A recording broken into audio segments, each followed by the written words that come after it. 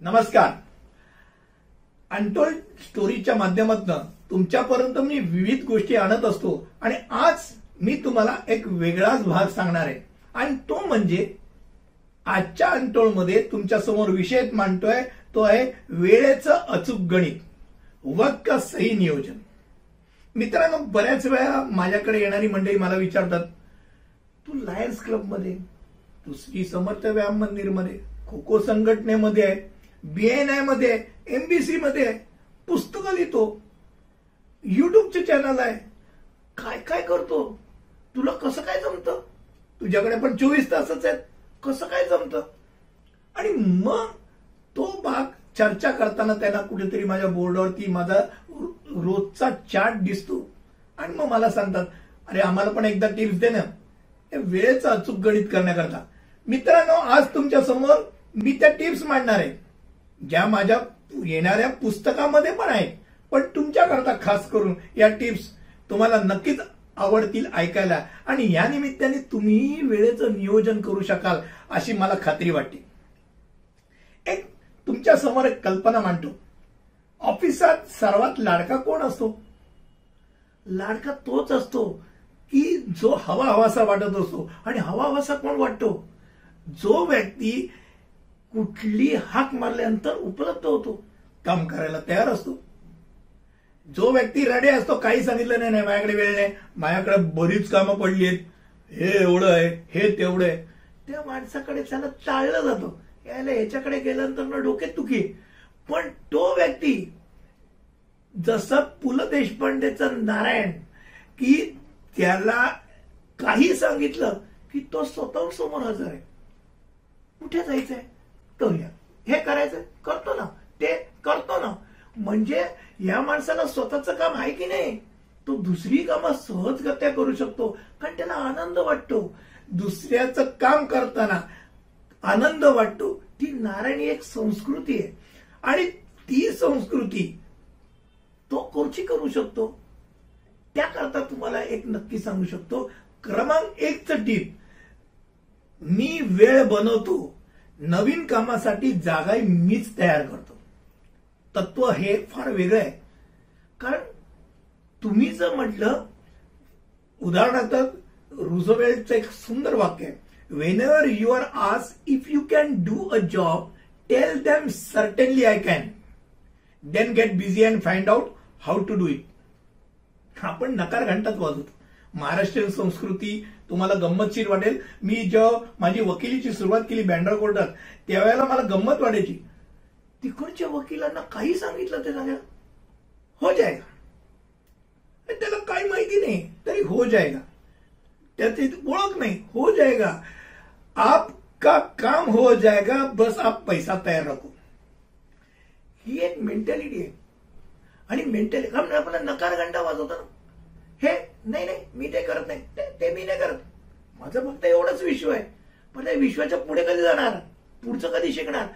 होकाराची संस्कृती ती फार वेगळी आहे. मी हो म्हणेन आणि ते काम कोणाकडनं करू शकेल त्याला मी रेफर करीन, त्याला सांगेन. हा एक भाग. क्रमांक 2, कोणत्याही गोष्टींना जीवनात प्राधान्य द्यायचं हे तुम्ही पहिल्यांदा ठरवलं पाहिजे.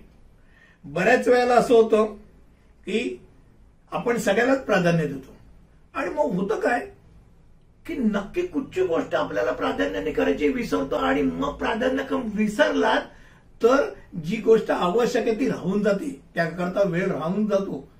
म्हणजे प्राधान्यक्रम द्यायला शिका. टिप नंबर 2 तुम्हाला गंमत वाटेल, याकरता एक छानशी मजेशीर गोष्ट आहे. बऱ्याच वेळा म्हणतात, जो होता है वो भले के लिए होता है. जे होतं ते चांगल्या करताच होतं. चंद्रगुप्त ने पूछा, अगर किस्मत पहले ही लिखी जा चुकी है तो कोशिश करके क्या मिलेगा. त्याच्यावरती चाणक्यानी एक सुंदर असं त्याला उत्तर दिलं, क्या पता किस्मत में लिखा हो कि कोशिश करने से ही मिलेगा. तुझ्या नशिबात लिहिलंय, तू प्रयत्न केल्यानंतरच मिळणार असेल तर तू प्रयत्न नाही केला तर मिळणार कसं. किती सुंदर वाक्य आहे. आणि म्हणूनच ते प्रयत्न योग्य ठिकाणी करण्याकरता तुमचं प्राधान्यक्रम असणं गरजेचं आहे. क्रमांक 3, वेळेचं नियोजन करणाराच जीवनात नेहमी पुढे असतो, लक्षात घ्या. म्हणजेच कोशिश आखरी सांस तक करनी चाहिए, मंजिल मिले या तजुर्बा, चीजों दोनों ही नायाब है. कठिन समय में समझदार व्यक्ति रास्ता खोजता है और कायर व्यक्ती बहाना. तुम्ही जर वेळेचं नियोजन करत असाल तर जीवनात पुढे असाल. जो करत नाही ना तो फक्त कारण सांगणार, हे बरोबर नव्हतं म्हणून नाही जमलं, ते बरोबर नव्हतं म्हणून नाही जमलं.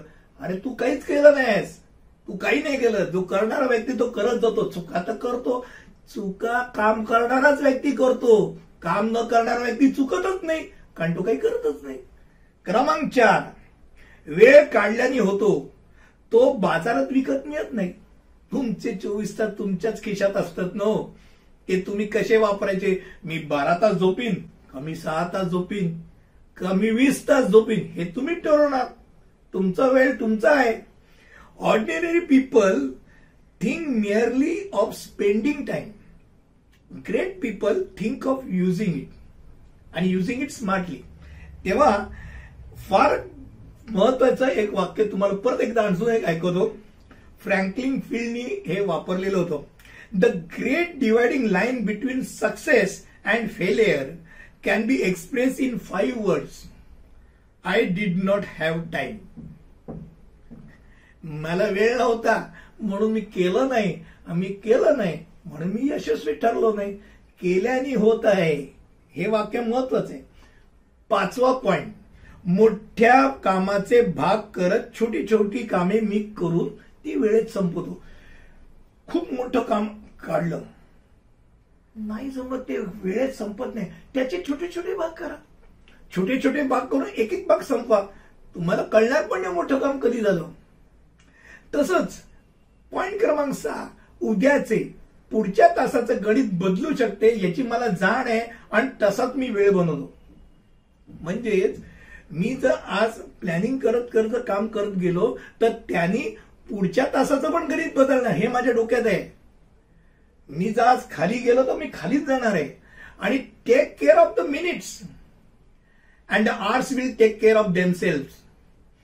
चेस्टरफील्डने हे म्हटलेलं वाक्य फार महत्वाचं आहे.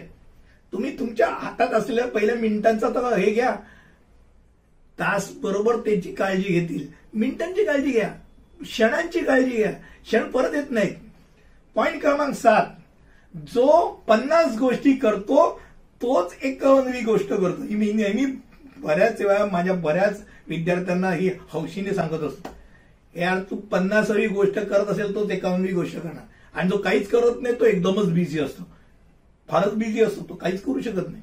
तो एवढा बिझी असतो, काहीच करू शकत नाही, एवढा बिझी असतो.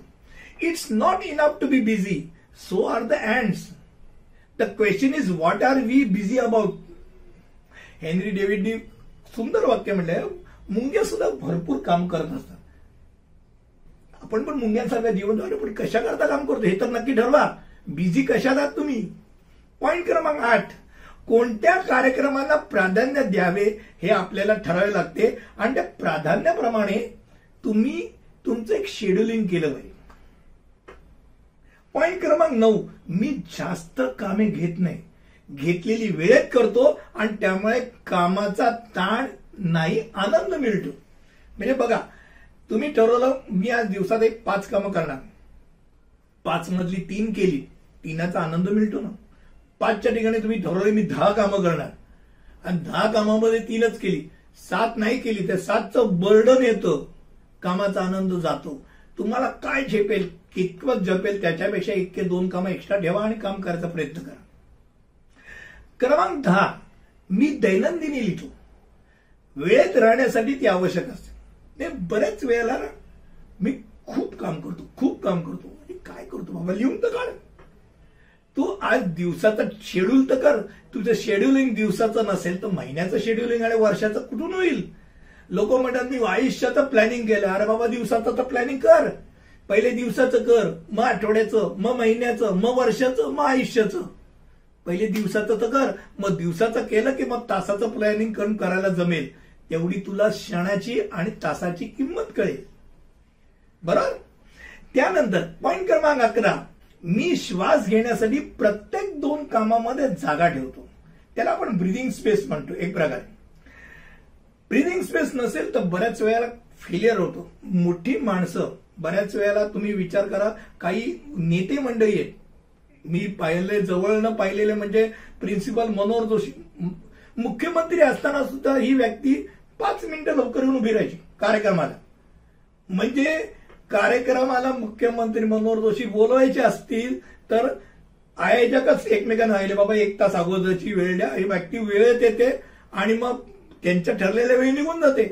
आमदार असो, खासदार असो, मुख्यमंत्री असो, वेळेत येणार आणि वेळेत जाणार.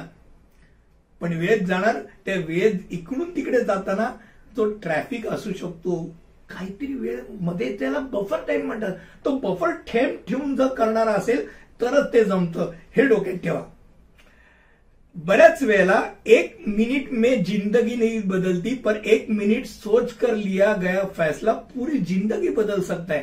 त्यामुळे 1 मिनिटाचं प्लॅनिंग करणं गरजेचं असतं, हे डोक्यात ठेवा.